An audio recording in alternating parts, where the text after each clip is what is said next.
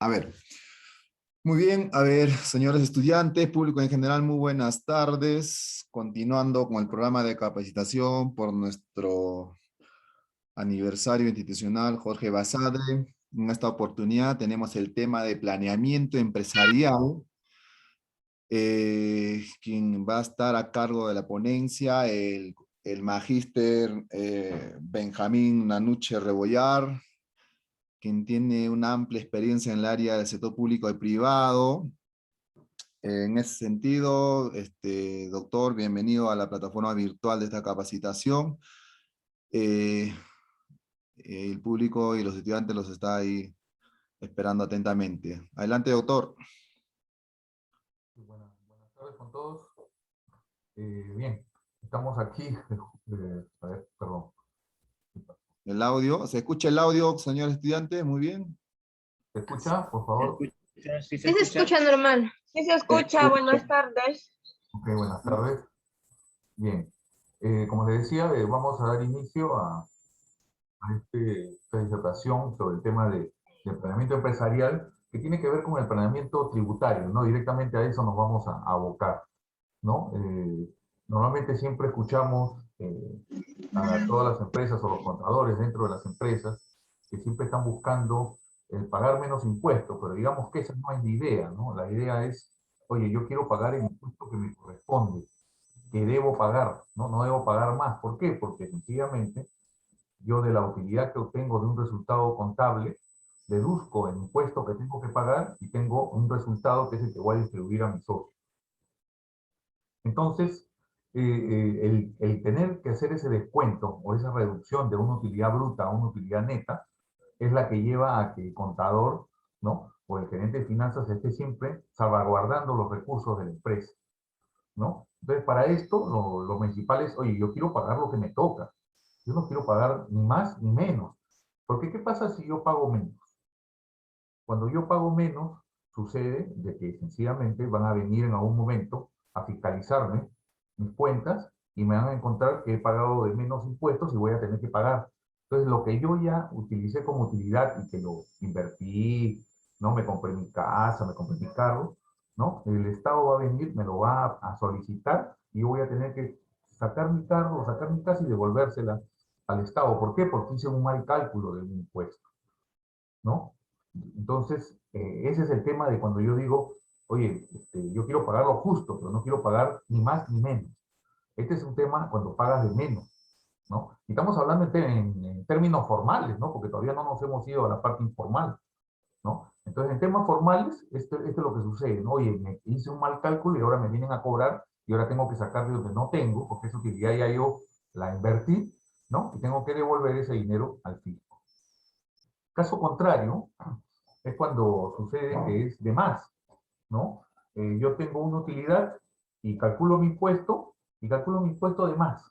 Entonces pago de más al Estado, ¿no? Si yo tengo una empresa, y nosotros siempre bajo el principio de empresa en marcha, vemos a nuestra empresa en el futuro, ¿no? Y le hemos proyectado, ¿no? Para que esta empresa nos dure, pues, 10 años, ¿no? Entonces mi empresa en marcha es para 10 años y el capital de trabajo que estoy sosteniendo es para esos 10 años.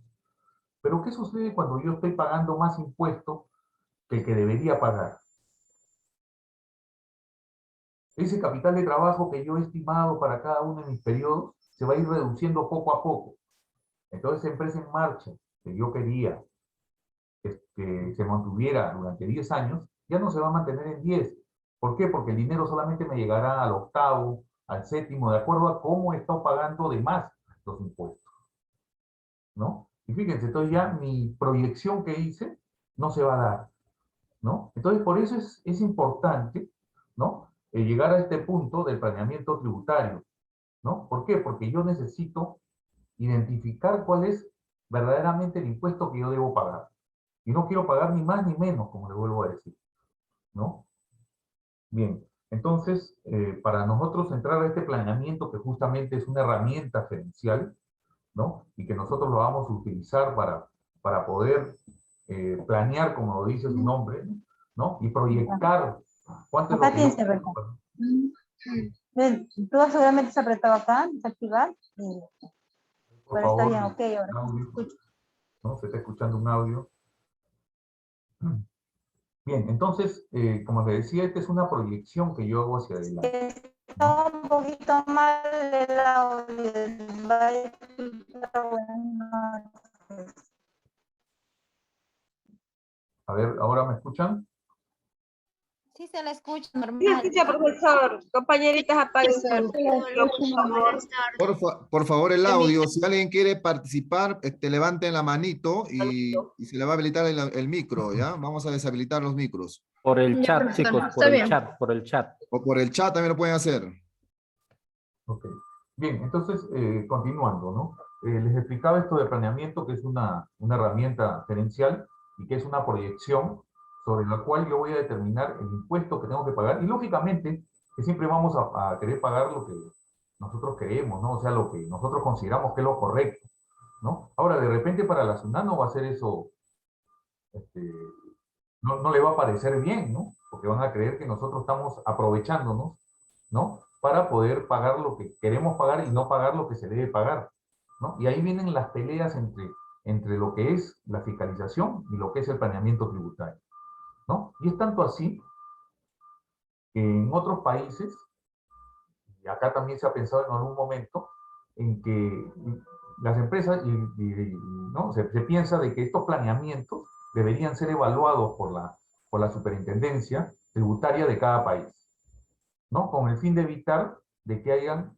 elusiones, ¿no? Entonces, fíjense, ya estoy utilizando un término de elusión y que lógicamente que dentro de un momento vamos a ver algunos términos que debemos tener claros para poder avanzar en lo que es el planeamiento tributario, ¿no? Pero acá estoy haciendo un resumen de lo que es el planeamiento y de dónde queremos llegar, ¿no? Entonces, la idea es esa. Y la idea es, oye, yo quiero pagar lo correcto. ¿Y cómo hago para pagar lo correcto? Es lo que siempre nos preguntamos, ¿no? Entonces, lo correcto es justamente hacer un diagnóstico, una investigación de la empresa a la cual tú le vas a hacer el planeamiento, de ir analizando rubro por rubro con la finalidad de poder identificar qué afectación tributaria va a tener, ¿no? Y para eso, lógicamente, tendré que conocer todo el marco tributario que existe a nivel nacional, porque cuando hablamos de temas tributarios, no es como cuando hablamos de normas internacionales de información financiera, que son globalizadas, que son a nivel mundial. No, cuando hablamos de temas tributarios son, cada país determina sus términos tributarios. Cada país te determina las tasas, te determina los montos, los techos, ¿no? Hasta cuánto puedes utilizar o hasta cuánto puedes gastar, ¿no? Entonces, eso te lo da cada país. No es que lo vamos a encontrar en todos los países igual. Quizás la generalidad es los tipos de impuestos, ¿no? Muchos hablamos del impuesto general a las ventas, del IVA, ¿no? ¿no? Del impuesto de valor agregado, ¿no? Diferentes términos que se usan en diferentes países para hablar del impuesto general a las ventas. Y del impuesto a la renta también de igual manera, ¿no? Pero esos son dos impuestos que sí son, digamos, conocidos a nivel mundial, pero que son determinados por cada país, cuánto es lo que se va a pagar por cada uno de ellos y cuáles van a ser las limitaciones que tenga cada uno de ellos, ¿no? Entonces, dicho esto, eso es lo que buscamos nosotros con este planeamiento tributario. Bien, vamos a conocer algunos términos para ir aumentando y llegar a tener un criterio claro, ¿no? De cuál es el concepto de este planeamiento tributario y no confundirlo con una auditoría tributaria, ¿no? Que a veces se confunde. El planeamiento es una proyección y la auditoría es revisar lo anterior, lo que ya se hizo, ¿no? Entonces tenemos que tener clara esa parte. ¿Quién hace una auditoría tributaria? Lo hace la SUNAT en nuestro país, lógicamente, ¿no? Ellos son los encargados de venir a hacer la fiscalización. Pero yo puedo hacer una auditoría tributaria antes que la SUNAT. Sí, claro, una preventiva puedes hacer dentro de tu empresa. ¿Por qué? Porque lo que tú buscas siempre es, como les vuelvo a repetir, es pagar lo que se debe, lo que se tiene que pagar y no pagar ni más ni menos, porque eso nos lleva, ¿no? A que en una estemos despilfarrando el dinero de la empresa y en otro que no estemos pagando lo debido y que posteriormente tengamos que hacer un pago cuando ya hemos invertido este dinero, ¿no? Entonces vamos a compartir.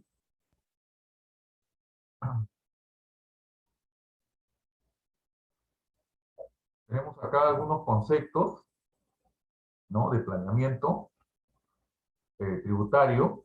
Tenemos una que son publicaciones que han hecho, ¿no? Por ejemplo, acá Villanueva González, ¿no? Que es de la UPC, ¿no? Hizo, en una de sus presentaciones, nos dio este concepto, ¿no? Nos dice, el planeamiento tributario consiste en el conjunto de alternativas legales a las que puede recurrir un contribuyente o responsable durante uno o varios periodos tributarios con la finalidad de calcular y pagar el impuesto que estrictamente debe pagarse a favor del Estado, considerando la correcta aplicación de las normas vigentes. ¿Ves? Se fijan, por ejemplo, en esta publicación ellos se van directamente al monto que se debe pagar. ¿Cuánto debo pagar sin irme más allá? ¿No? Sin pagar más de lo que debo pagar, ¿no? En el segundo, que es Vergara, que es de la Universidad de Chile, en una publicación, pone que la planificación tributaria, ¿no? Es un proceso constituido por actuaciones lícitas del contribuyente, sistemático y metódico, en virtud del cual se elige racionalmente la opción legal tributaria que genere el mayor ahorro impositivo, la mayor rentabilidad financiera fiscal. ¿Qué quiere decir esto? ¿No? En este concepto, nos lleva a que nosotros debemos conocer el marco tributario de nuestro país, ¿no? ¿Qué regímenes existen? ¿Qué tenemos a la mano para poder escoger? Oye, ¿nosotros en cuál nos ubicamos? Porque acá ya comienzan los temas de discusión cuando de repente tú dices, yo quiero estar yo voy y me dices, ponte en el régimen general, y te pones en el régimen general. Y después cuando estás pagando te das cuenta que hay otro régimen que se adecúa a tus ingresos y que tú no lo tomaste, ¿no? Y que para poder acceder a él, ahora tengo que esperar que comience el próximo año para poder incluirme dentro de ese régimen tributario. ¿Y por qué? Porque siempre cuando es de más a menos, yo tengo que esperar el inicio del próximo año. Lo contrario es cuando es de menos a más, ¿no? Porque siempre las reglas están hechas de esa manera, ¿no? Yo si salgo de un régimen menor a un régimen mayor, el momento que lo supero, ya estoy incluido en el régimen mayor y no tengo que esperar el comienzo del año, ¿no? Entonces, este es a lo que se refiere Vergara Hernández en su planificación tributaria, que nos habla de que nosotros debemos conocer todo ese marco para poder justamente elegir el que más nos convenga, ¿no? Luego tenemos a Saavedra Rodríguez, ¿no? Que es del Colegio de Contadores Públicos de Lima, ¿no? Que en una publicación también dice: el planeamiento tributario busca ahorros tributarios permitidos por la legislación tributaria, estructurando los negocios de tal forma que el elemento impositivo, si bien es inevitable, no impacte en forma tal que tornen viables sus operaciones, ¿no? Entonces este tiene un poco de combinación de los dos conceptos anteriores, ¿no? Después tenemos un concepto internacional que nos dice: la planeación fiscal es de suma importancia para los sujetos de la relación tributaria. Por un lado, el sujeto pasivo busca diseñar estrategias en el desarrollo de sus actividades para optimizar los costos fiscales de sus operaciones, puesto que es una actividad legal. Al permitir la Constitución elegir la figura jurídica que mejor convenga a sus intereses, siempre y cuando sea lícita, ¿no? Asimismo, las leyes en ocasiones presentan una deficiente formulación lingüística, originando errores de redacción, omisión, exclusión, llamadas también lagunas de ley. Entonces vemos en este concepto que ya nos hablan también, ya no nos hablan del marco, ya no nos hablan de que queremos ahorrar, sino nos dicen: oye, búscate un buen abogado para que te lea bien la norma y trate de encontrar dónde hay algún vacío que nos pueda servir para nosotros salirnos por una tangente, ¿no? Entonces fíjense cómo internacionalmente se pronuncian sobre lo que es el planeamiento tributario, y eso es lo que lleva a que después las superintendencias, en nuestro caso la SUNAT, ¿no? Cuando ve empresas que desarrollan planeamientos tributarios, quieran, ¿no? Ir a ellas o solicitarles que les haga llegar ese planeamiento para poder observar, ¿no? Y poder detectar si es que están utilizando alguna estrategia con el fin de pagar menos impuestos. Otro concepto tenemos de Bravo Cucci, ¿no?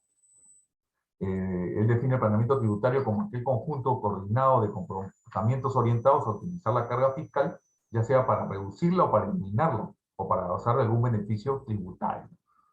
Acá ya hablan del beneficio tributario. Sí, ¿por qué? Porque cuando nosotros conocemos el marco tributario, ¿no? Completo el marco tributario a nivel nacional, ¿no?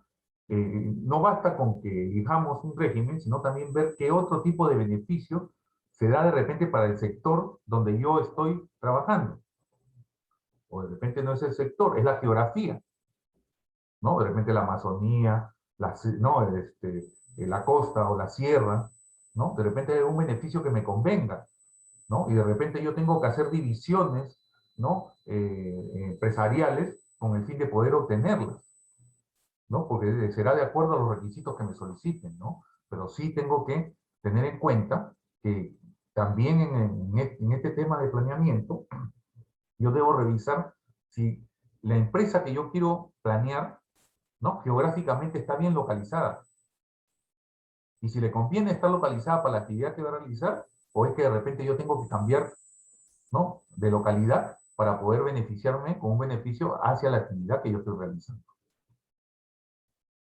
¿no? Después tenemos otro concepto, faltan dos, ¿no? De Coronel, que es el planeamiento tributario consiste en seleccionar la mejor de diversas formas disponibles para lograr el fin económico general deseado por el cliente y el mejor de los métodos alternativos para manifestar la operación específica por la cual se decidió, ¿no? Entonces, hasta acá vemos puro concepto, ¿no? Pura teoría, ¿no? El planeamiento tributario al cual nos referimos es aquel que consiste en una herramienta que tiene el contribuyente para minimizar o disminuir lícitamente los efectos en el costo de los tributos que debe pagar, ¿no? Esta es otra posición, ¿no? Para él considera que si tú haces un planeamiento tributario es justamente para reducir, ¿no? Y disminuir los efectos tributarios que tengas que pagar, ¿no? Entonces, luego de estos conceptos podemos llegar a la conclusión, ¿no? Que el planeamiento tributario, ¿no? Es aquella herramienta gerencial utilizada por profesionales ligados a la tributación cuyo objetivo primordial es estudiar las vías pertinentes para el ahorro en el pago de impuestos. Muy bien, hasta ahí todo suena muy bien. Pero yo tengo que tener claro varios conceptos. ¿Por qué? Porque cuando hablamos de parte tributaria, como le decía, nosotros vamos a buscar vacíos, vamos a buscar escoger el mejor régimen, ¿no? Vamos a buscar el mejor posicionamiento de mi empresa, ¿no? En la zona geográfica donde le debe corresponder realizar ese tipo de actividad, ¿no? Pero tengo que tener cuidado con dos conceptos que son, o con varios conceptos que son importantes. Tengo el primer concepto que es la elusión tributaria, ¿no? Cuando yo voy a hacer un planeamiento tributario tengo que tener cuidado con la elusión, porque la elusión, si bien es encontrar una herramienta tributaria que me ayude a reducir mis impuestos, yo no puedo volverla, no la puedo volver algo general, ¿no? Que siempre lo voy a utilizar, ¿no? La utilizaré cuando realmente lo necesite, ¿no? Y, por ejemplo, ¿qué podría hacer? A ver, yo cuento en mi rubro caja, ¿no? Tengo $80.000 y necesito comprar un camión que está a $70.000, ¿ok? Entonces, yo tranquilamente puedo comprarlo, me dan mi factura, lo compro al contado, ¿no? Tengo mi factura, tengo mi camión, lo de precio, y a la vez lo registro como propiedad, plantilla y equipo dentro de mi empresa. ¿Ok? Y la depreciación la determino, porque se va a ir también esto desgastando en el tiempo, y la determino en 5 o 6 años de acuerdo, ¿no? A lo que estime la explotación que le voy a dar a este bien, ¿no? A este camión, ¿no? Porque de repente lo voy a explotar las 24 horas del día, ¿no? O de repente solamente 2, entonces determinaré qué tiempo de vida útil le voy a dar. Claro que tributariamente me dice, señor, cuando es una unidad de transporte o de equipo, le va a dar hasta tal porcentaje le puede dar. Entonces, siempre tener en cuenta que uno es lo que uno va a tener de vida útil como empresa de ese bien, que es el tiempo que te va a durar dentro de la empresa, y el otro es la vida tributaria que le vas a dar, ¿no? Porque la vida tributaria tendrás que hacerla de acuerdo a lo que nos indica el impuesto a la renta, ¿no? Y los máximos que nos da para este tipo de, ¿no? de bien, en este caso estamos hablando de un camión, ¿no? Pero ¿qué pasa si yo busco unas normas, comienzo a leer mi parte tributaria y la conozco y digo, uy, ¿por qué no lo adquiero como leasing, como un arrendamiento financiero? Una, porque me va a beneficiar ¿no? Porque voy a tener cuotas que voy a pagar mensualmente que van a tener IGB de crédito y no solamente un solo crédito que es el valor de la compra del bien, ¿no? Dos, que voy a pasar como gasto el arrendamiento que estoy utilizando. Y tres, lo más importante, voy a poder tener una depreciación acelerada. Yo hago un contrato por 2, 3 años y lo deprecio en esos años, porque la norma tributaria me permite hacerlo. Caso contrario, si yo lo comprara al contado, no tendría esa oportunidad. Entonces muchos ya estarán pensando y dicen, ok, lo compramos por leasing, porque primeramente no voy a desembolsar todo el dinero, quizás daré alguna garantía a la entidad financiera, ¿no? Pero ellos son los que lo van a comprar y a mí me lo van a arrendar. Y yo al final del contrato tendré una opción de compra para poder adquirirlo, ¿no? Entonces fíjense, ¿no? Con un arrendamiento financiero todos los beneficios que puedo tener, ¿no? Uno, no voy a desembolsar el total de mi dinero, ¿no? Que puedo ese dinero, al no desembolsarlo para comprar el camión, que era como lo iba a comprar al contado, voy a poder utilizarlo para otro tipo de adquisición. De repente mi actividad es comercializar mercadería, entonces compraré mercadería para comercializarla, ¿no? Entonces fíjense cómo uno puede encontrar algo que te sirva y lo vas a usar. El tema es cuando esa ilusión, o sea, eso que tú localizas, que es lo que te va a ayudar a pagar menos impuestos, ¿no? Porque te va a servir como crédito, ¿no? Lo usas en forma rutinaria. ¿Cómo sería ese caso, por ejemplo? Estoy en una empresa, ya no es esta empresita que quería comprar un camión, sino estoy en una empresa interprovincial de transporte, ¿no? Y quiero comprar una flota de ómnibus. Y pasamos al mismo ejemplo. Yo tengo para comprar la flota al contado. Pero no la compro al contado, pues las compro en leasing. Entonces ya no estoy haciendo uno, estoy haciendo una flota, ¿no? Entonces ya se multiplica, ¿no? Los impuestos que yo podría estarle pagando al Estado si lo comprara al contado, ¿no? Entonces fíjense, y los beneficios que voy a tener por toda una flota de la depreciación acelerada que voy a tener, ¿no? Entonces es ahí donde interviene la SUNAT y le dice, oye, tú me estás haciendo una ilusión. Tú en ese momento has contado con dinero para poder adquirir esa flota y no lo has hecho. No, que yo solamente tenía para comprar 3 y he comprado 10.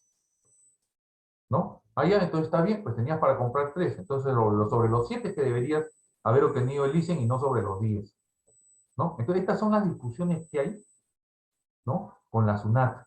¿Por qué? Porque comienza a ver la presión en la cual consideran que tú estás haciendo una ilusión. Pero fíjense que la ilusión es el no, por encontrar una norma que te beneficia, tú lo que haces es pagar menos impuestos. Entonces ellos lo que determinan es que tú deberías haber pagado más impuestos.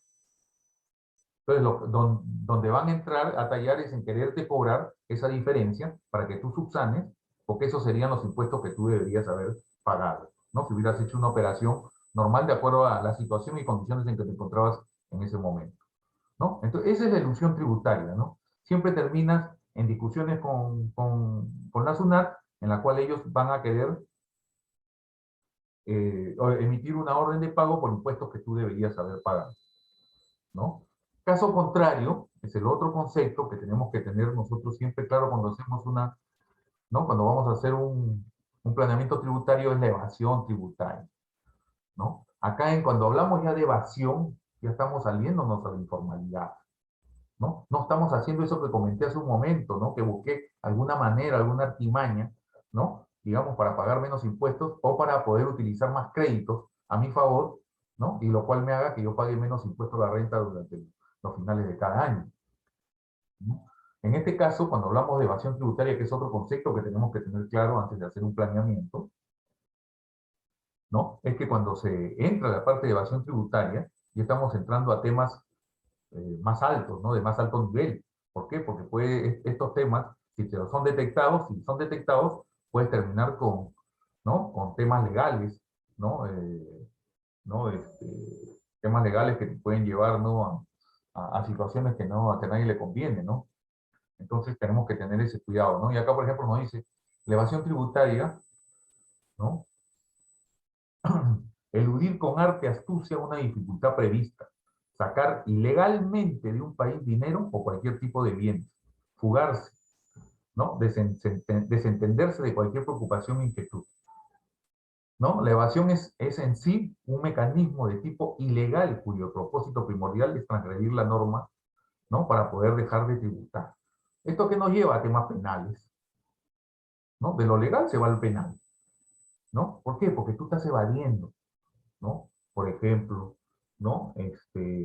Yo como hago una evasión, muy bien, trabajo clandestinamente y no emito ningún comprobante de pago, ¿no? Todo lo que obtengo y lo que gasto lo hago con un mercado negro, ¿no? Entonces estoy defraudando al Estado, no estoy pagando impuestos, ¿no? Dos, emito, o sea, yo tengo mis libros contables que son los que me reflejan el verdadero resultado de lo que tengo, pero para la SUNAT hago otro juego de libros, en la cual considero menos ingresos y menos egresos, ¿no? Entonces, estoy evadiendo, ¿no? Estoy haciendo una evasión tributaria. Si a mí me detectan, me van a hacer una denuncia penal, porque dejé de pagar, pero no de forma normal, sino de una forma ya más brusca, más tosca, que es la evasión, ¿no? Porque le está sacando la vuelta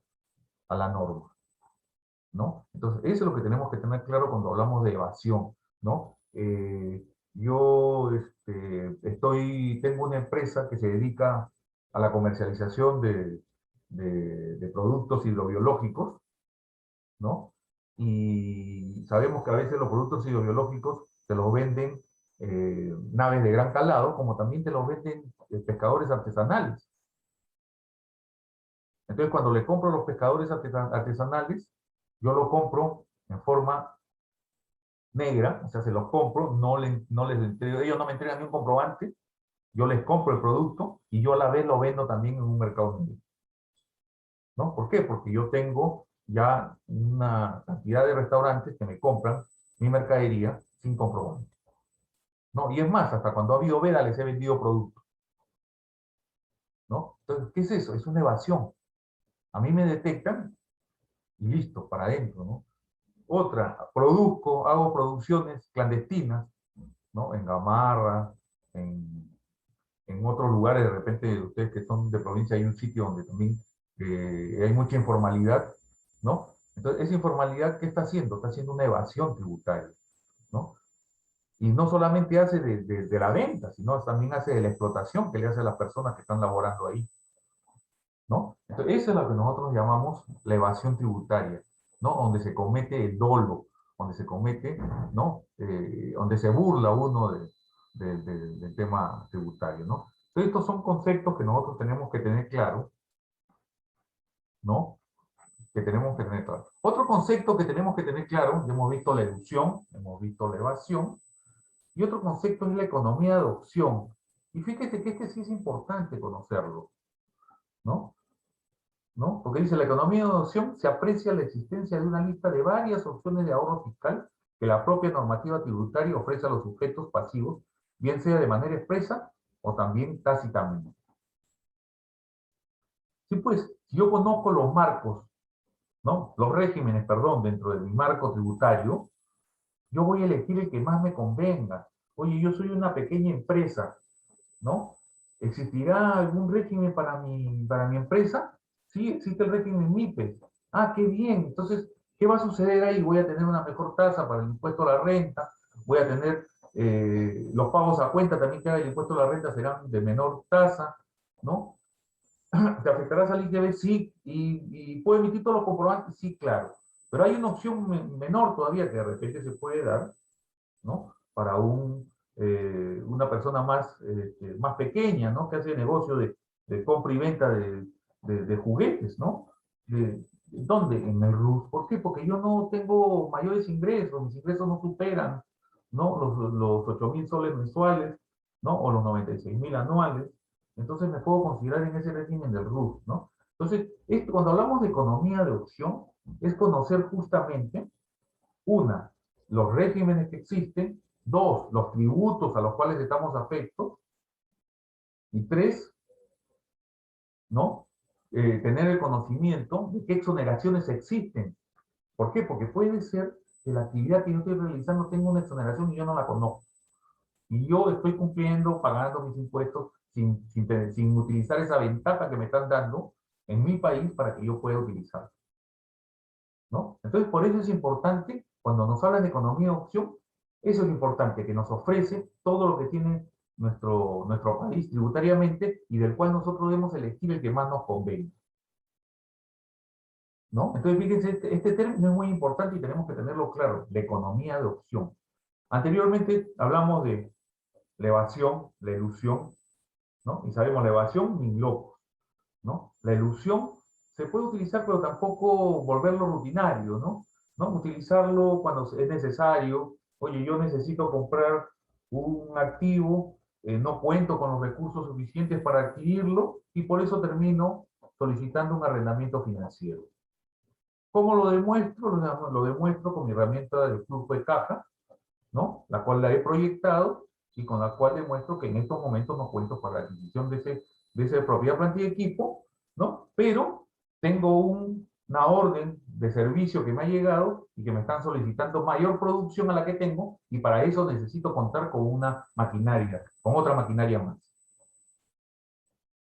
¿no? Entonces, esa es una, ¿no? Ese es utilizar bien la evasión. ¿Por qué? Pues no, pero la ilusión no te daría, porque tú estarías utilizando las herramientas que te da el Estado para que tú te puedas defender, ¿no? Y puedas prosperar, porque eso es lo que busca el Estado, ¿no? Oye, te damos herramientas para que tú prosperes, ¿no? Oye, yo soy de la parte de la Amazonía, ¿hay algún beneficio? Si hay unas exoneraciones, ¿no? Para la parte amazónica, ¿no? Oye, yo soy del sector agrario, sí, también existe para el sector agrario, y así debes ir viendo qué es lo que más te conviene, con el fin justamente de poder aprovechar toda la parte tributaria que te dan, con el fin de que pagues lo correcto, y después no te quejes de que la estás con la SUNAT encima, y te estás fiscalizando y no tienes para pagar. ¿Por qué? Porque de repente lo que no has hecho es hacer un planeamiento, ¿no? Tributario con el fin de pagar lo que realmente se debe y cuando te revisen no tengan ningún problema en objetarte el impuesto que hayas pagado,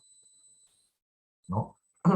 Otro concepto que también existe es la simulación, ¿no? En la simulación tenemos, ¿no? Que nosotros, y esto se da bastante, ¿no? Tenemos muchos trabajadores, ¿no? Y como la carga laboral es fuerte para las empresas, lo que hacen es contratarlos por locación de servicio, ¿no? Entonces pasan de un régimen laboral, ¿no? A un régimen de servicio, ¿no? Que está consignado en el Código Civil, ¿no? Entonces, a eso le llamamos una simulación. ¿Por qué? Porque cuando vas a ver los hechos reales, te encuentras con que esa persona que dice que está prestando servicios de apoyo para tal área, esa persona tiene un horario, tiene un jefe, tiene unos términos que tiene que cumplir diariamente, ¿no? Recibe órdenes, le han proporcionado un escritorio, un lugar donde trabajar, donde cuenta con una computadora, donde cuenta con impresoras, ¿no? O de repente es un ayudante de producción y también tiene un puesto en el cual tiene que cumplir un horario y es más, marca cuando entra y cuando sale, ¿no? Marca las unidades de producción que ha hecho, ¿no? Entonces, fíjense, eso es una simulación. ¿Por qué? Porque estas personas que deberían estar en planilla y que deberían estar acarreando un costo, ¿no? Laboral a la empresa, no lo hacen. Y la empresa lo que trata es de ahorrarse ese costo laboral y lo contrata como una locación, ¿no? A eso le llamamos nosotros el concepto de simulación, ¿no? Ahora, ¿cómo yo elaboro un planeamiento tributario? Hemos visto todos estos conceptos, ¿no? ¿Cómo lo elaboro? ¿Cómo llego yo a elaborar? Porque le digo, es una herramienta gerencial que se va a dar en el futuro, ¿no? Primeramente, como es una proyección, yo debo comenzar con que es una operación aún no realizada. Entonces, por ejemplo, me llaman de una empresa y me dicen, señor, necesitamos que nos haga un planeamiento tributario. Estamos en noviembre. Yo le digo, muy bien, deme su balance, el más cercano que tenga, si tengo el del 31 de octubre, démelo para poder analizarlo, hacer un diagnóstico, ¿no? Fíjense que el segundo punto me dice, ¿no? Primero, una operación no realizada. Dos, un riguroso análisis de las normas tributarias que aplican sobre la operación Entonces, la identificación de los escenarios posibles y el impacto tributario en cada uno de ellos. Un análisis financiero de la implementación de cada escenario y un análisis de factibilidad, tiempo, trámite, posibilidad y la elección de la alternativa más económica y eficiente. Ese es mi planeamiento tributario. ¿Cómo lo tengo? Muy bien, voy a la empresa y le digo, deme su último estado financiero. Perfecto. Y comienzo a analizar cuenta por cuenta, rubro por rubro, porque yo lo que necesito conocer es a la empresa. Es lo primero que tengo que tener claro, para poder identificar dónde lo ubico. Luego que he identificado, ¿no? También tendré que revisar, porque para un planeamiento, yo lo que quiero es no pagar ni más ni menos, verificar cuáles son sus proyecciones que tienen, tanto de ventas, ¿no? Y lógicamente, si voy a tener ventas, voy a tener egresos o costos, ¿no? Dentro de la empresa, los cuales también tendré que realizar. Entonces, me basaré en esa información que me están dando en ese estado financiero para yo poder proyectarme, ¿no? Para yo poder conocer y poder revisar, porque uno de los temas que tengo que tener en un planeamiento tributario es el riguroso análisis de las normas tributarias que aplican y su identificación. Y puede darse el caso que dentro de su identificación se me presenten varios escenarios y yo tendré que hacer pruebas con cada uno de esos escenarios, ¿no? Por ejemplo, ¿no? Tomaré toda la cuenta 70 de ese estado financiero, ¿no? Y lo revisaré a fondo. ¿Por qué? ¿Cómo revisar a fondo? Cogeré cada una de esas cuentas de ese estado financiero, ¿no? Y revisaré, por ejemplo, cuál es la actividad principal. Es la que vende más, lógicamente, ¿no? Siempre entre paréntesis, porque de ahí les puedo hacer algún comentario, ¿no? La actividad principal en una empresa en marcha, lo normal es la 70 que abarque más. O de repente, ¿no? Y es la de mercaderías, quiere decir que yo comercializo mercaderías. Pero también puede ser que sea por servicios. Y entonces también yo revisaré y veré que tengo en la 70, ¿no? El mayor monto lo tengo en los servicios, ¿no? Después tendré de repente otros más pequeños, otros rubros más pequeños, que son otros ingresos, ¿no? Y ingresos financieros por diferencia de cambio. Ok, son mis ingresos que tengo. Pero no me basta con verlos de esa manera. Yo tengo que ir y analizar cuál es la actividad de la empresa y de acuerdo a esa actividad, revisar con los ingresos. Y la segunda parte es esos ingresos, ¿cómo han estado tributando? De tal manera. Perfecto, ¿no? O sea, yo miro esa revisión y comparo y verifico con mi marco tributario que tengo dentro del país y verifico que sea lo correcto. Porque de repente, o casualidad, encuentro que están dentro de un marco que no les corresponde. De repente es una empresa pequeña que no supera las 1.700 UIT, ¿no? Y la puede incluir dentro de las MIPES. Y la empresa está en su régimen general, ¿no? Sacando pecho por todas las empresas pequeñas. ¿Por qué? Porque está pagando más impuestos que debería pagar, ¿no? Entonces, por eso es el análisis que hacemos. En este caso, yo les hablo de los ingresos, donde yo revisaré, oye, todas mis operaciones que realiza, y como les dice, ¿no? Puede haber ¿no? De productos terminados, puede haber de mercadería, ¿no? De comercialización, puede haber de servicios, ¿no? Entonces, yo tengo que revisar también dentro de ellos si ese servicio o esa producción que estoy realizando o esa venta de mercadería que estoy haciendo tiene alguna exoneración, ¿no? De repente yo estoy afectando con el IGB todas las operaciones y de repente yo tengo una operación combinada, ¿no? Entre operaciones grabadas y no grabadas. Tendré que usar el prorrateo para hacer mi cálculo de IGB. O de repente tengo operaciones que no están afectadas al IGB y que yo le estoy afectando al IGB. Esa es la revisión que uno tiene que efectuar antes de, ¿no? Para poder realizar un buen planeamiento tributario.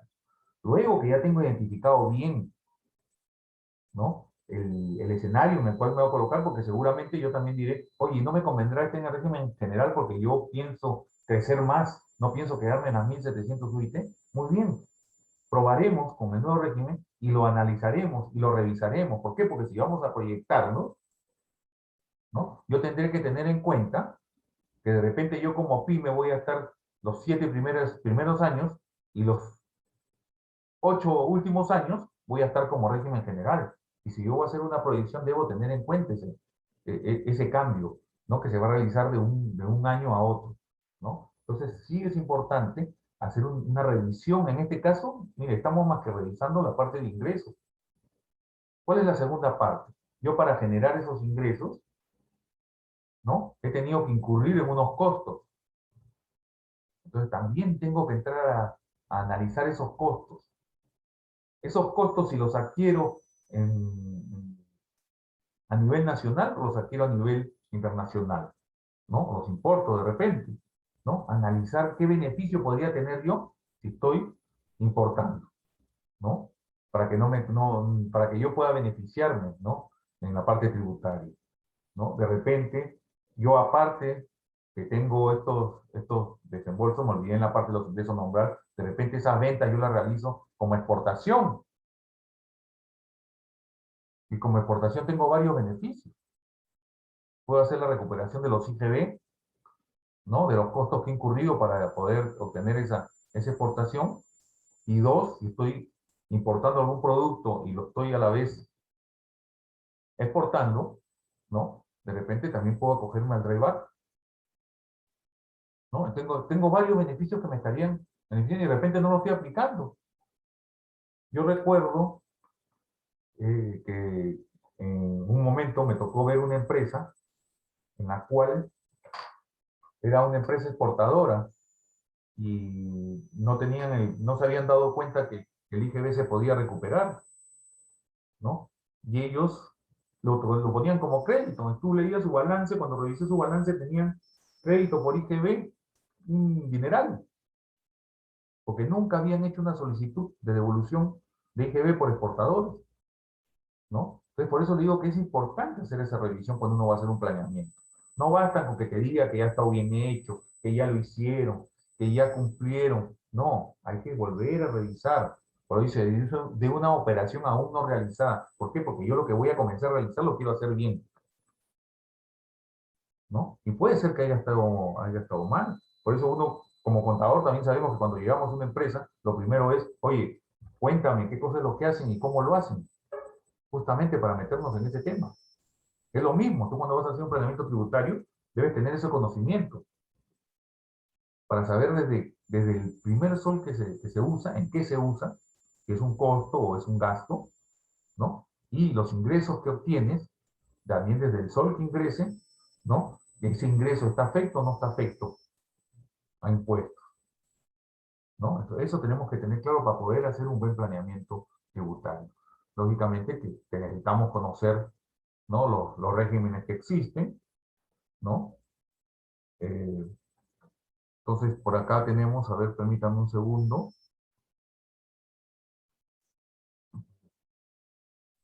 Dejo de compartir, vuelvo a compartir de nuevo. Tengo, ¿dónde se metió? No está. ¿Dónde está el marco? No lo veo. Creo que es acá. No, es acá donde estamos.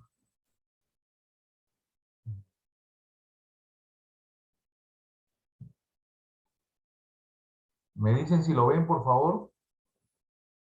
Si alguien podría confirmarme. ¿Ven los regímenes vigentes?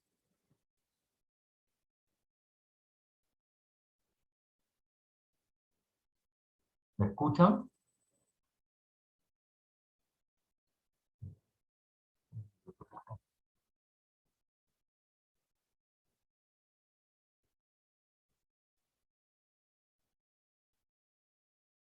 Bien.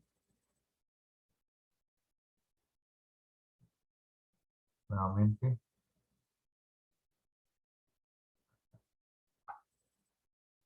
Bien, como les decía, en el país tenemos 4 regímenes vigentes, ¿no? Tenemos el nuevo RUS, el régimen especial, el régimen MIPE, el régimen general,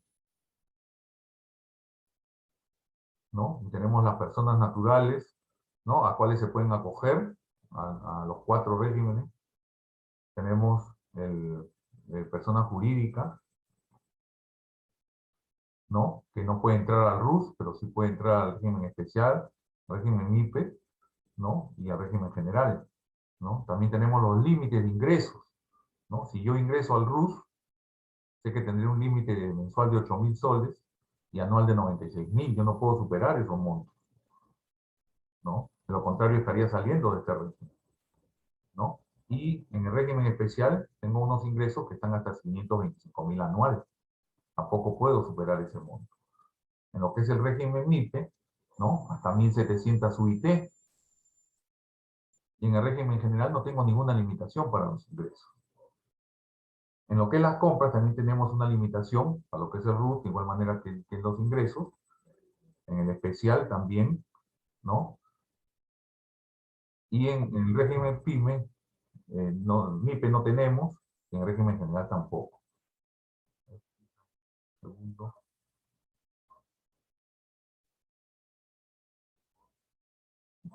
Perdón, ya lo estaban viendo, eso es lo que quería que me confirmaran.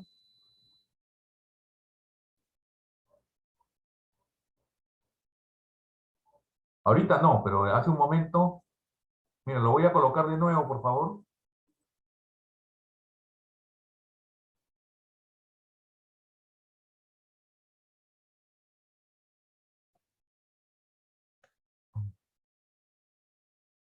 Bien, luego tenemos los comprobantes que puede emitir cada uno de los regímenes, que eso es importante para poder ver los escenarios.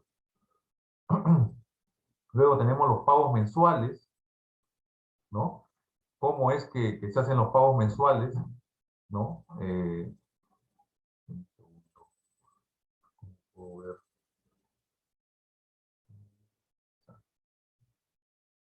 Sí, ok. Muy bien, gracias. Bien, ¿no? Tenemos también los comprobantes que se puedan emitir, les decía, ¿no? Sabemos que en el RUT no podemos emitir factura, ¿no? Luego tenemos los pagos mensuales, ¿no? Que en el RUT tenemos dos categorías, ¿no? En el régimen especial tenemos que pagas una cuenta del impuesto a la renta de 1.5, pero que es definitivo, y el IGB 18%. En el régimen MIPE, ¿no? Tú tienes la cuenta del impuesto a la renta del 1%, si es que no supera las 300, si supera las 300, ya pasas a un pago a cuenta de 1.5% de tus ingresos, o el coeficiente, ¿no? El que sea mayor, ¿no? Eso tener claro, ¿no? Y tu IGB de 18%. En el régimen general, sí, para el impuesto a la renta es el 1.5% o el coeficiente, que sea mayor, ¿no? Y tu IGB de 18%, ¿no? Esto tener claro para no caer en desviaciones, ¿no? Luego tenemos la declaración jurada anual, ¿no? Que el RUS no presenta, el régimen especial tampoco, el régimen MIPE sí, y el régimen general también, ¿no? Bien, luego tenemos los libros contables, ¿no? Para el RUS no hay libros contables, ¿no? Lo único que haces es archivar tus facturas de compra y de venta, ¿no? Tu perdón, de compra, ¿no? Y en venta tus boletas, ¿no? En el régimen especial tienes el registro de compras y registro de ventas, ¿no? Tienes en el régimen MIPE, tienes que de 0 a 300 UIT llevarás registro de compra, registro de ventas y tu diario simplificado, ¿no? De 300 a 500 UIT, si superan tus ingresos, ya llevarás registro de compra, registro de venta, diario mayor, y si superas de 500 a 1700 UIT, ¿no? Llevarás tu registro de compras, ventas, diario mayor, inventario y balance. Recordad que en el MIPE el tope, y que está acá en los ingresos, es de 1700. Por eso solamente llegamos a las 1700 UIT. Para la UIT de este año está en 4400, ¿no? Para tener claro. En lo que es el régimen general, tenemos que de 0 a 300 nuevamente vas a hacer, es casi lo mismo que el MIP, solamente que cuando ya superas las 1700 UIT, vas a llevar la contabilidad completa, ¿no? Luego, ¿qué otro límite tenemos en trabajadores? Para RUT hay sin límite, para el régimen especial sí es 10 trabajadores por turno, y para el régimen MIPE es sin límite, y el régimen general también sin límite, ¿no? Luego tenemos el control de activo fijo, ¿no? Que es que tú para estar en el RUS no debes superar los 70.000, pero no se debe incluir ni el vehículo ni un inmueble, sino los otros tipos de equipos. Para régimen especial de igual manera 126.000, nuevamente no incluye ni el vehículo ni el inmueble. Y para el MIPE es sin límite y para el general también es sin límite, ¿no? Entonces estos son los 4 regímenes que existen. ¿no? Y que debemos tener en cuenta y ver en cuál nosotros nos ubicamos con la actividad que queremos realizar. Del planeamiento que queremos hacer tenemos que elegir uno. De repente yo puedo decir, puedo estar entre el MIP y el general, ¿no? Entonces tendré que hacer la prueba en ambos, porque tendré rangos que me van a llevar a hacer pago de impuestos, ¿no? Vemos acá la diferencia, que en el impuesto a la renta, por ejemplo en MIPES, yo el primer rango hasta 300 UIT voy a pagar 1%, ¿no? Como pago a cuenta, y superando recién las 300 UIT, ¿qué pasaría? Al 1.5. En el régimen general, si es directo, el 1.5. O sea, no tengo esa opción del 1%. ¿No? De igual manera, para el impuesto a la renta anual, ¿no? Si bien lo tengo que pagar, en el régimen MIPE tengo escala, ¿no? 10% y después 29.5, pero acá en régimen general, yo de frente me voy a mi tasa de 29.5 de impuesto a la renta, ¿no? Entonces tenemos que tener en cuenta todo esto para poder elegir uno. Primero elegir cuál sería el que nos compensa, luego hacer las pruebas con los ingresos que tenemos, ¿no? En cuál es que nos resulta efectuar menos pago, ¿no? Esto nos lleva a pensar y nos lleva a que sencillamente cuando hacemos un planeamiento tenemos que tener en cuenta muchas aristas. Y por ejemplo, les voy a mostrar unos ejemplos, ¿no?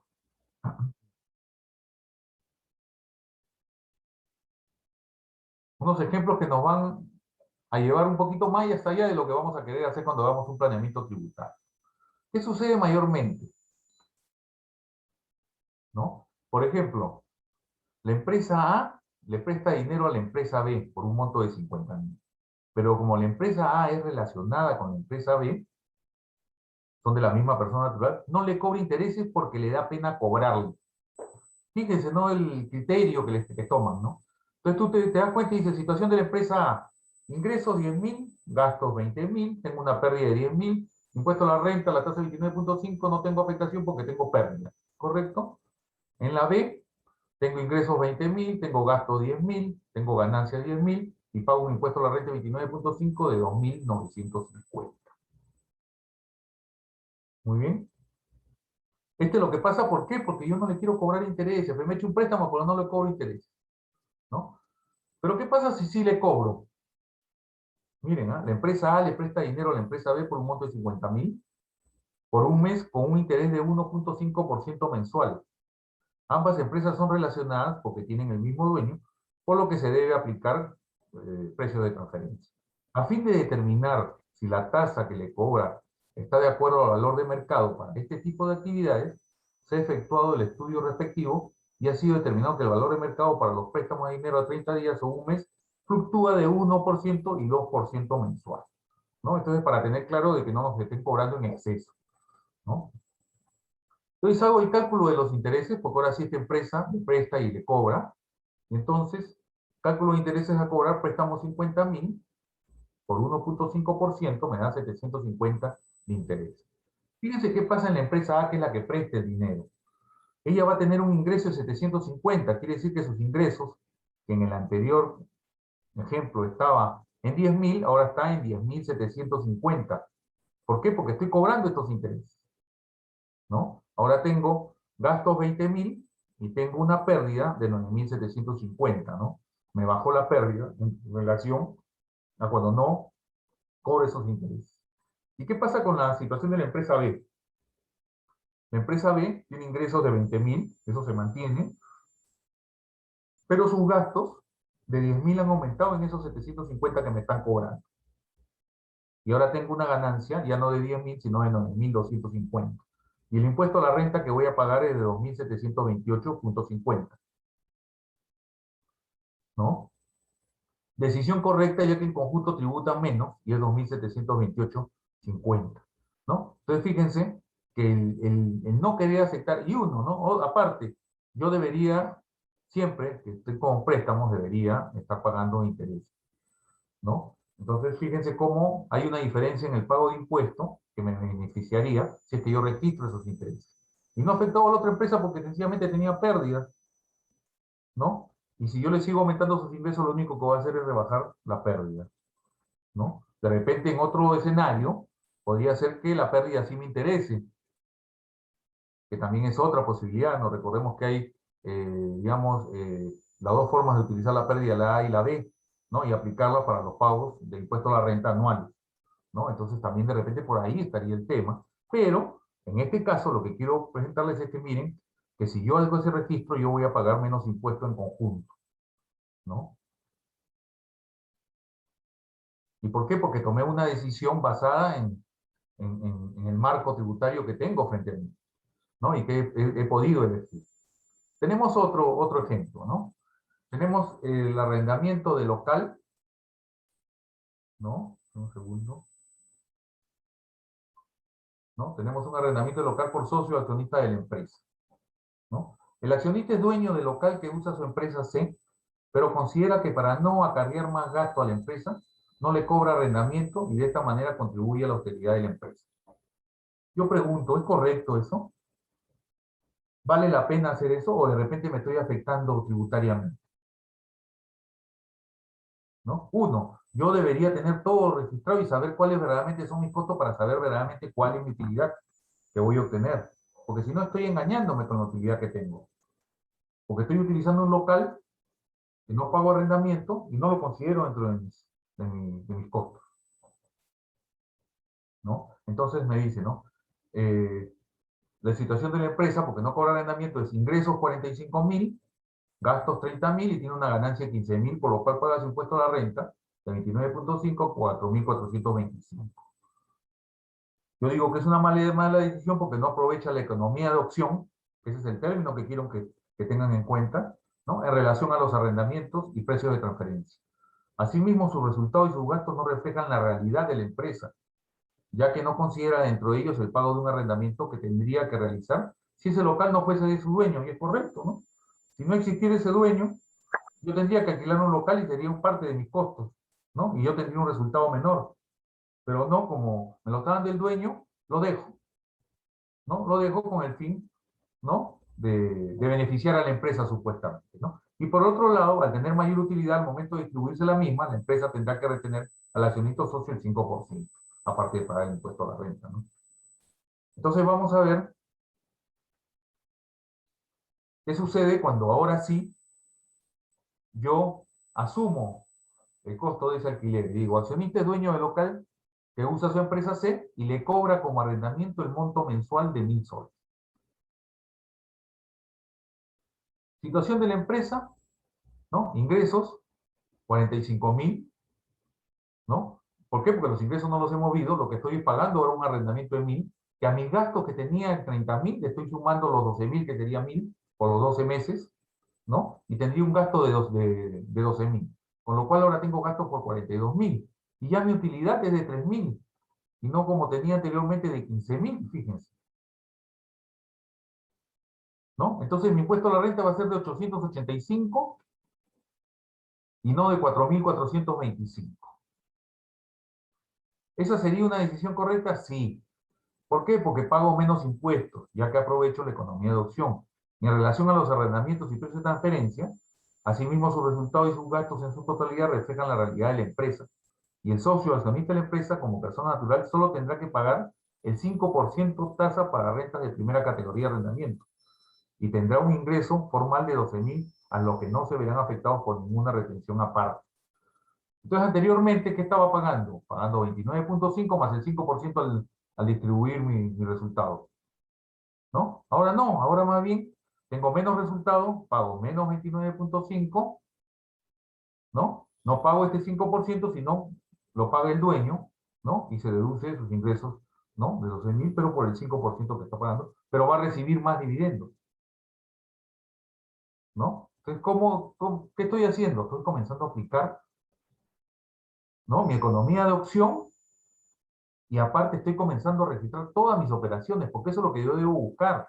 Yo debo buscar cómo registrar todas mis operaciones y no dejarlas aisladas o fuera, porque sencillamente pienso que si las ingreso, voy a tener que pagar más impuestos. Y con esto queda demostrado de que los impuestos, en algunos casos, te pueden beneficiar, pero en otros casos, tú solito te estás haciendo daño, ¿no? Otro ejemplo que siempre se da, ¿no? Y que lo vemos bastante en las empresas, es el préstamo de socio o accionista o aumento de capital, ¿no? Entonces son casos en que a veces se necesita recursos para una actividad que te ha parecido y que el capital de trabajo que manejamos es poco. Entonces, en ese sentido, ¿no? Yo busco obtener recursos, ¿no? Para poder hacerlo. ¿Y a quién recurro? Primeramente, ¿cuál es el costo más barato? El de los socios accionistas, ¿no? Oye, ¿alguien de ustedes puede hacer un préstamo? Sí, correcto. ¿Cómo se llama? Te lo doy y ya después tú me lo pones como aumento de capital. No, pero préstemelo. Y nosotros se lo devolvemos y le pagamos interés. ¿Cuál de las dos opciones es la correcta? ¿El aumento de capital o el préstamo? ¿No? O el préstamo del socio accionista, ¿no? Entonces tienes que hacer una evaluación y la evaluación será determinada también de acuerdo a lo que tú necesites. Porque, ojo, también sucede que hay casos en que sí necesitas hacer un aumento de capital. En este caso yo no estoy poniendo esa salida, pero sí, hay casos en que hay empresas que necesitan tener un aumento de capital porque cuando solicitan un crédito al banco necesitan que haya palanqueo. Y para el palanqueo necesitan que tú como empresa tengas patrimonio, para que digan cuánto pones tú, ¿no? Entonces, de repente yo tengo más que 100 de capital y me van a decir que no va a servir para obtener ese crédito y necesitamos un aumento. Ese es otro caso, ¿no? Pero en este caso estamos viendo que la empresa no necesita un aumento de capital y que lo que se necesita es dinero. Y lo queremos es como préstamo y no como un aumento de capital. ¿Y por qué? Vamos a verlo, ¿no? Y leemos el ejercicio, nos dice la empresa A necesita un financiamiento para cubrir los gastos operativos, ya que su capital de trabajo necesario se ha visto incrementado al haber aceptado un nuevo cliente, el mismo que llevará su capacidad de producción al 100%. La empresa tiene dos opciones para obtener dichos recursos. La primera se refiere a recursos propios, es decir, solicitar un préstamo o un aumento de capital a sus socios y accionistas. Y si no consigue los recursos de esa fuente, recurrirá a la segunda opción, que es obtener recursos externos, ¿no? Que son bancos, financieras o terceros. Es así que la empresa obtiene los recursos de su primera opción, ¿no? Pero los socios accionistas solicitan al gerente de finanzas que indique cómo sería tratado estos recursos, como un préstamo o con un aumento de capital, pero visto desde un punto de vista tributario, ¿no? Entonces fíjense lo que se da, ¿no? O sea, consiguen los recursos, un socio lo va a aportar, pues le dicen, ¿y cómo es lo más conveniente? Le preguntan al gerente de finanzas, ¿no? ¿Será conveniente que lo consideremos como un préstamo o como un aumento de capital, ¿no? El gerente de finanzas entregó un informe en el que luego de exponer los antecedentes, expuso los análisis respectivos de impuestos a la renta de tercera categoría y por otro lado el impuesto a la renta de segunda categoría, renta de capital, para persona natural, llegando a la siguiente conclusión.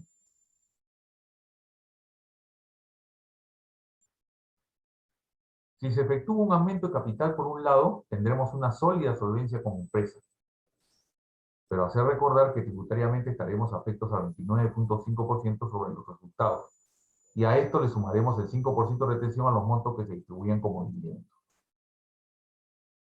Resultando diferente si lo tratáramos como un préstamo accionista, ya que por un lado la empresa podrá incluir dentro de sus gastos los intereses que se paguen por este préstamo, lógicamente que se cumpla con los ilimitados por precio de transferencia, es decir, que la tasa cobrada esté dentro de lo que nos presente el estudio del valor de mercado sobre dichas tasas que tengan el mismo fin, ¿no? Obteniendo, por supuesto, un resultado menor y por ende un pago menor de renta, ¿no? De 29.5.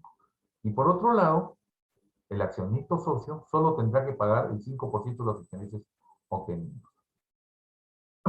Este es bien parecido al anterior, ¿no? Lo antes expresado no quita que se tenga que cumplir con las formalidades dadas para todo préstamo, contrato debidamente firmado y pactado, los intereses respectivos, firma legalizada, bancarización del mismo, etc. Entonces nosotros tenemos que tener claro pues, estos temas. Fíjense que en todos los casos siempre estamos, no lo digo de mala forma, pero a veces tomamos malas decisiones, ¿no? Considerando que sí, con el aumento de capital va a aumentar, sí, pero ¿era necesario en ese momento un aumento de capital? ¿Se daba la coyuntura o no era necesario? Acá solamente era que tú ibas a tener un nuevo negocio, ¿no? No era necesario aumentar el capital. Entonces solicítalo como préstamo y más bien los intereses que pagues por ese préstamo vas a poder deducirlo como gasto, ¿no? Y eso te va a llevar a que pagues menos impuestos, ¿no? Entonces fíjense que siempre hay que mirar los escenarios y ver qué se presenta. No es tomar la decisión rápidamente, ¿no? Siempre hay que tomarse su tiempo, ¿no? Otro ejemplo, ¿no? La empresa turística Los Andes S.A.C. se dedica 50% a la actividad hotelera y 50% a la actividad agraria. Se ubica en el departamento de Junín. Se encuentra en el régimen general porque no cumple la condición de realizar más del 80% de actividades agrarias para acogerse a la ley de promoción del sector agrario, donde su tasa de impuesto a la renta es del 15%. Pero acá lo importante es este impuesto a la renta de 15%. Oye, yo prefiero 29.5 o 15. A mí me convendría el 15, ¿no? ¿Y cómo hago para poder obtener? Muy bien. Por lo expuesto, nos solicitan que lo apoyemos tributariamente, a fin que determinemos si están en lo correcto o podrían efectuar alguna modificación a fin de acogerse al beneficio del sector agrario. Entonces, hacemos un análisis y damos una respuesta, ¿no? ¿Por qué? Porque verificamos acá que no se cumplen las condiciones y por eso no puedes acogerte a la promoción del sector agrario, pero está dentro del lugar donde se puede acoger uno al sector agrario, ¿no? Entonces, dice, utilizando la economía de opción, vamos a escindir la empresa turística Los Andes S.A. de la siguiente manera. La empresa turística Los Andes S.A. y la empresa agraria Los Andes S.A. La primera se dedicará al 100% a la actividad hotelera y la segunda se dedicará al 100% a la actividad agraria. La primera utilizará el régimen general y la segunda se acogerá a la ley de promoción del sector agrario, ya que ahora sí cumple con todos los requisitos, que es más del 80% de la actividad agraria, ¿no? Y pagará por impuesto a la renta la tasa del 15%. Fíjense cómo de un análisis mayor pudimos obtener el pago del impuesto correcto a la renta por encontrarnos en un sector que sí nos da un beneficio, ¿no? Entonces, ese es lo que nos llama la economía de opción, ¿no? El ver y determinar los diferentes escenarios en que se puede realizar cierta actividad y que nos lleva a hacer un buen planeamiento tributario con el fin de pagar lo correcto como impuesto, ¿no? Luego tenemos acá la importancia del airbag en las exportaciones, ¿no? Ya se lo comenté, pero lo vuelvo a decir. El airbag funciona cuando una empresa exportadora, ¿no? Dentro de su proceso de transformación del bien a exportar utiliza algún bien importado. Por ejemplo, una empresa que produce camisas, las telas, hilos, bolsas, cajas, son de producción nacional y las compra al sector interno del país. Pero los botones los importa a fin de cumplir con la condición para acogerse al trademark, ¿no? El Estado operando al cumplir esa condición automáticamente te incluye en este beneficio que corresponde a la devolución del 3% del valor FOB de tu exportación. Lógicamente, hay que seguir todo el procedimiento indicado por la SUNAT a fin de que no sea rechazada nuestra solicitud, ¿no? Entonces, fíjense que hay temas que nosotros los vamos a determinar cuando analicemos la empresa y las actividades de la empresa, con las operaciones que tiene, cómo se enfrentan con el marco tributario que tenemos dentro del país. Y cómo es que nos podemos ubicar. Oye, que voy a hacer un tema, voy a comenzar a vender productos en la parte de Amazonía, quiero beneficiarme con esa exoneración. Perdón, que el clima también no nos ayuda mucho. Con esa exoneración. Ok, ¿y qué requisitos hay? Que tienes que tener la empresa en ese lugar. Ok, entonces la empresa no lo voy a ubicar aquí en la costa. Yo buscaría instalar mi empresa en la misma zona de Amazonía de acuerdo a lo que me dice la norma, la ley, porque yo quiero incluirme dentro de esa exoneración, ¿no? Bien, vamos a ver, voy a dejar de compartir, ¿no? Entonces estos son ejemplos que nos dan claridad de cómo es cuando queremos hacer un planeamiento, qué debemos tener en cuenta y qué debemos cuidar. ¿Qué más debemos tener en cuenta cuando hacemos un planeamiento? Ojo, yo puedo haber hecho todo un plan en relación justamente a esta economía de opción sobre un marco legal tributario correcto, ¿no? Pero hay un punto que siempre queda como una arista al lado y que también debemos cumplirla, que es la bancarización. Si yo puedo construir todo, pero si no cumplo con la bancarización, se me cae todo lo construido, ¿no? Todo eso que planeé como planeamiento tributario, en el cual voy a ahorrarme un impuesto, se puede caer y puedo comenzar a pagar impuestos que no me corresponderían. ¿Por qué? Porque no cumplí con la bancarización. Entonces, algo que sí tenemos que tener en cuenta y que no podemos dejar pasar es la bancarización. Nosotros tenemos que tener claramente incluida la bancarización dentro de nuestras operaciones, ¿no? No podemos dejarla de lado. El no efectuarla, estaríamos faltando a la norma y podemos caer en deducciones que hemos efectuado y que no nos corresponderían hacerlo, ¿no? Entonces tenemos que tener cuidado de esto de la bancarización. Y también cuando hablo de la bancarización, hay un tema que también tiene bastante relación con la bancarización, ¿no? A veces, así como hemos estado viendo estos ejemplos de una empresa y otra empresa, sucede que una empresa le debe 100 a una y la otra empresa le debe 90 a la otra, ¿no? Entonces, son dos empresas de las cuales se debe una a otra, ¿no? Entonces yo tendría que pagarle para cumplir, vamos a poner que son 4.000 soles, ¿no? Para 4.000 y 4.100, ¿no? Y hay 100 de por medio. Muy bien, entonces yo para cumplir con la bancarización debería pagar los 4.000 y el otro debería pagarme los 4.100, ¿no? Al final, el que ganó es el que tenía el mayor monto por cobrar, que se gana sus 100 soles. Cumplo mi bancarización, pero ¿estaría en lo correcto o hay alguna forma también de poder realizarlo sin salirme del marco tributario? Sí, existe la compensación. La compensación está enmarcada en el marco del Código Civil y nosotros podemos hacer compensaciones.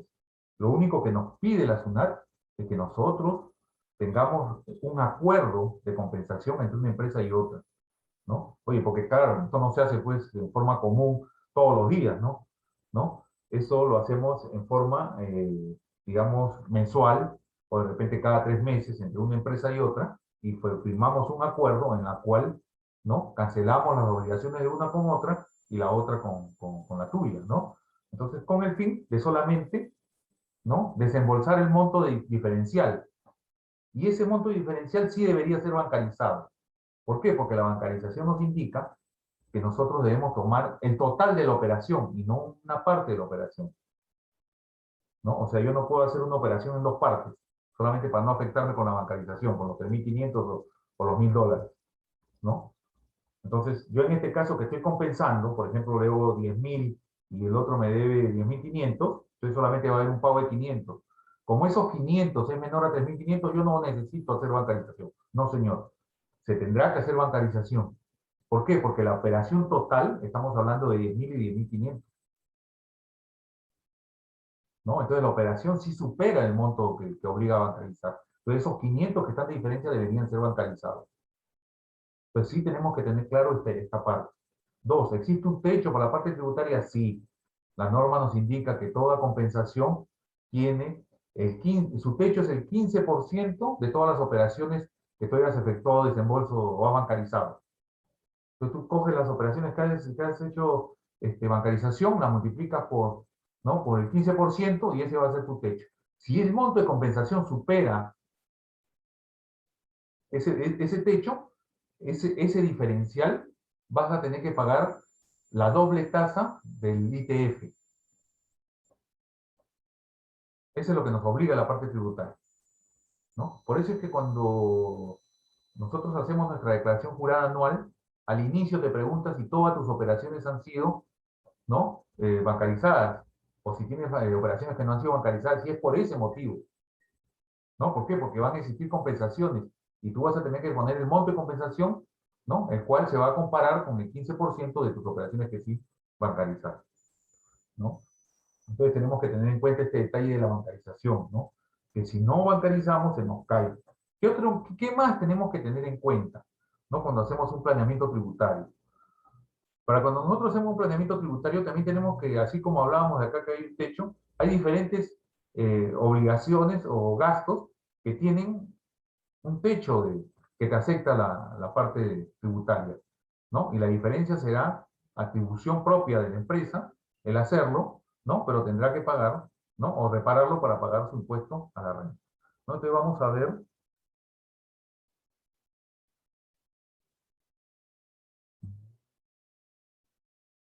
vamos a compartir, ¿no? Y lo primero que tenemos que tener claro cuando vamos a hacer una revisión o un diagnóstico también y ya hacer el planeamiento, es que los gastos o los costos estén directamente relacionados con los ingresos que voy a generar, ¿no? Y a eso le llamamos el principio de la causalidad, ¿no? Yo debo cumplir con ese principio, ¿no? Con el fin justamente, ¿no? De que no se me caiga, ¿no? Ese planeamiento que estoy realizando, porque la idea es pagar lo correcto y gozar de la distribución de los dividendos que quedaron libres, y no que después de un tiempo me quieran cobrar algo cuando yo ya gocé o ya me disfruté de esos dividendos que distribuí, porque no me correspondía distribuir esos dividendos, ¿no? Entonces, ese es el principio de causalidad, ¿no? ¿No? A fin de establecer la renta neta de tercera categoría, se deducirá de la renta bruta los gastos necesarios para producirla y mantener su fuente. Esa es la relación que tiene que haber, ¿no? Oye, yo no puedo considerar dentro de mi planeamiento tributario unos desembolsos que se han hecho para pedir laptop para los hijos del dueño de la empresa. ¿Tiene causalidad dentro de la actividad de la empresa? No, no, yo le estoy comprando una laptop para los hijos del dueño de la empresa y los quiero activar en propiedad, planta y equipo y a la vez de gastar, contabilizando una depreciación en el tiempo, ¿no? Y considerándolo como un gasto deducible del impuesto a la renta. ¿Está bien? No está bien. Es incorrecto, ¿no? Y estamos hablando acá en un caso de una propiedad, planta y equipo. Imagínense una inversión. El socio, el socio pide de que, la quieran, que él quiere ser socio de acá de Club Regatas de acá de Lima, ¿no? Y son $50.000 que hay que desembolsar. La empresa desembolsa los $50.000, ¿no? Desembolsa los $50.000 y lo pone como una inversión dentro de la empresa. ¿Está bien registrado como una inversión? ¿Pertenece a la empresa ese desembolso? Muy bien, la empresa lo quiere asumir. Está bien, pero entonces que lo ponga como un gasto no deducible. No, la empresa no lo quiere deducir, sino que el socio está solicitando, pónselo en cuenta por cobrar. Es como parte o a cuenta de los dividendos que vaya a recibir, ¿no? Pero tributariamente no tiene una causalidad con las operaciones de la empresa, ¿no? Bien. Otro punto más es la fehaciencia. Nosotros cuando hacemos una previsión, ¿no? Debemos estar entendidos que para que se cumpla esa previsión, esa proyección que estoy haciendo, es porque se debe cumplir desde A a la Z, ¿no? Entonces, yo cuando hago este tipo de operaciones o este tipo de planeamiento, cuando hago su comparación con la realidad, voy a verificar que haya fehaciencia en las operaciones. ¿Y por qué hago esa fehaciencia? Porque mi sentido es saber que lo que estoy considerando es lo que yo proyecté. Y no voy a tener problemas más adelante que me quieran cobrar o me quieran considerar como que ese gasto o ese costo no es deducible para el impuesto a la renta. ¿Cómo lo puedo determinar? Muy bien. No es suficiente que con que tenga más que la factura y el pago. Es necesaria la documentación. Y dentro de la documentación podría estar el contrato, la comunicación comercial, la solicitud de servicios, propuesta, orden de servicio, ¿no? Aprobación de la propuesta, informes, coordinaciones, correspondencia electrónica, relación de personal ejecutante del servicio. ¿Y por qué? Porque para la SUNAT ya no le basta como antes, que venían y te revisaban, te decían, tu registro de compras. A ver, ¿dónde están las facturas del registro de compras? Acá. Muy bien, acá está. Ahora, ¿dónde está el pago? ¿No? Tú le enseñabas el cheque y la factura y con eso era suficiente. Ahora para ellos no es suficiente. Ahora ellos necesitan saber que el costo o gasto que tú estás contabilizando dentro de la empresa ha tenido causalidad con los ingresos, ¿no? Y han sido ciertos, han sido hechos, ¿no? Entonces, tengo que tener en cuenta eso, y por eso tengo que cumplir con todos estos detalles, no basta. Viene la ciudad, me pide una factura, ¿no? Se alquilaron 5 camionetas. ¿Por qué las alquiló? ¿Para qué? No, es que tengo un contrato, ¿no? Que me está generando ingresos y me requieren que yo tenga 5 camionetas. ¿A qué? Ok, a ver, muéstrame el contrato. Perfecto, acá está. Muy bien, me parece muy bien. Pero quiero ver las tarjetas de propiedad de cada una de las camionetas. ¿no? Entonces tú ya te alarmas, o muchos dirán, profesor, pero ya me están pidiendo más allá, sí, pero es que tú tienes que demostrarlo. Demuéstrale las tarjetas, y seguro que lo que van a querer ver es que si esas camionetas son propiedad de la empresa que te la alquiló, ¿no? Porque si no van a anotar esa empresa que te la alquiló para irla a fiscalizar después, ¿no? Aparte te pedirán, oye, acá dice con chofer, ¿dónde está el acta de recepción del vehículo y dónde está el brevete del chofer que manejaba dicha camioneta? Y entonces lo que siempre te van a pedir es cómo demostrar que sí se hizo, ¿no? Ese costo o ese gasto, ¿no? Entonces eso es lo que tienes que tener en cuenta, ¿no? ¿Qué más tenemos que tener en cuenta? La bancarización, que ya lo hablamos hace un momento, ¿no? La calificación del proveedor, como no ha habido, siempre estar atentos para que no se nos caiga esa proyección que estamos haciendo, ese planeamiento tributario, ¿no? Estar seguros que aquellos comprobantes que estoy registrando están como habidos, ¿no? Dentro del año en donde estoy contabilizándolos, ¿no? Ya que si de lo contrario, si lo detecto antes, es mejor, porque tengo el tiempo, porque hasta 31 de diciembre tienen para regularizar esa falencia, ¿no? Entonces tenemos que tener clara esa parte, ¿no? Luego tenemos el devengado del gasto de nacimiento del derecho de cobro, ¿no? ¿No? El devengado, ¿no? Yo pago un seguro y lógicamente que lo que podré deducir será el devengado que se va dando cada mes por ese seguro que voy tomando, ya que yo lo pago por adelantado, ¿no? Hay unos casos de gastos por servicio de auditoría, ¿no? Que recién se registran, o el devengado se va a dar con la entrega del dictamen, ¿no? Lo de seguro que acabamos de ver, y los gastos sin comprobante de pago emitido el 31 de diciembre por el hecho que la determinación para el pago de la obligación sea al final del año, ¿no? ¿Qué pasa? Que tenga comprobantes, ¿no? Que yo los he pagado fuera del fin de año, ¿no?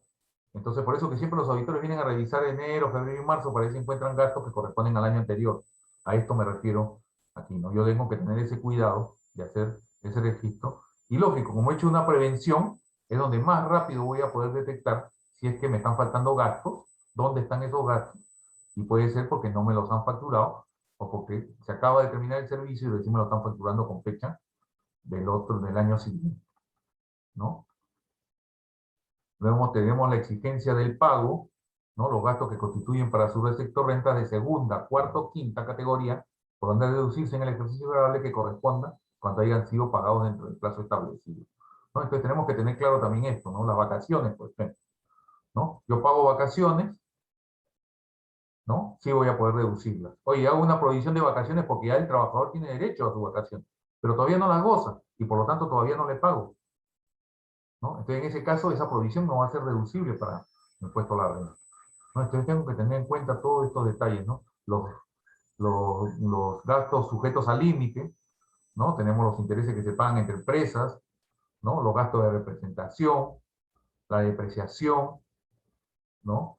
Los vehículos destinados a cargo de administración y dirección, la remuneración al directorio, las donaciones, los viáticos, gastos acreditados con bolete de venta, la movilidad, ese que es tanto tiquecito que te dan, ¿no? Si no tienes el comprobante, tendrás que hacer pues, cumplir con la norma, ¿no? Del 4% de la remuneración mínima y tal, ¿no? El reglamento te indica del impuesto a la renta que puedes hacer un talonario con tu numeración, ¿no? Y con el detalle de la empresa y del trabajador que lo hace, y ahí podrás deducir esa movilidad. Y a veces es un rubro importante, ¿eh?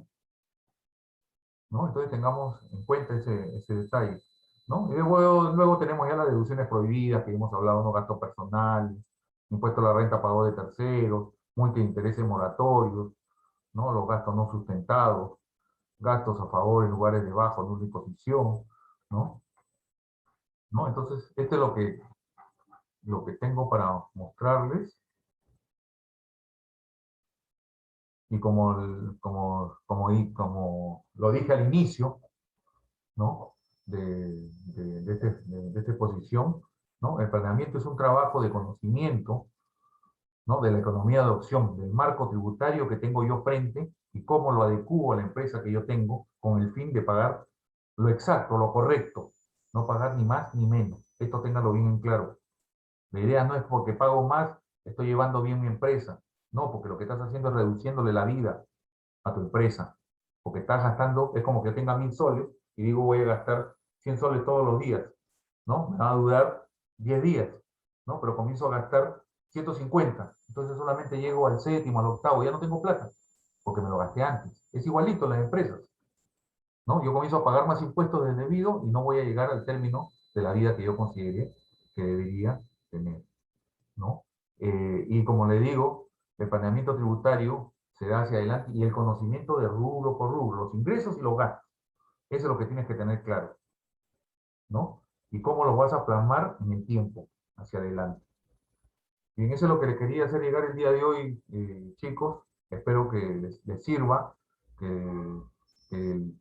les haya dado algo que les importe, que les interese y que les sirva de acá para adelante, ¿no? Yo voy a pasar algún material al profesor, al de la academia, con el fin de que les pueda hacer llegar ese material, ¿no? Y lo tengan como parte de esta exponencia que he dado el día de hoy. Y más bien agradecerles a cada uno de ustedes por su participación.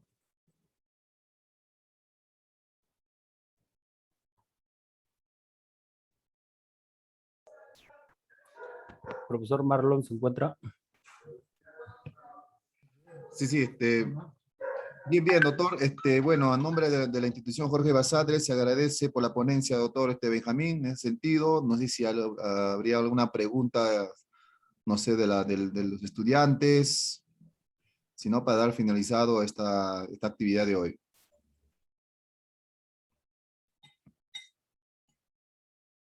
Bien, entonces en ese sentido, doctor, se agradece muchísimo por compartir esta experiencia.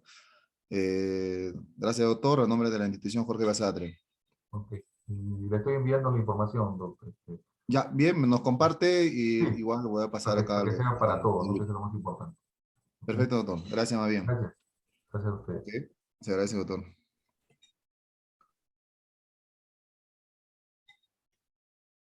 Bien, señores estudiantes, registren sus asistencias. Ahí tienen el enlace.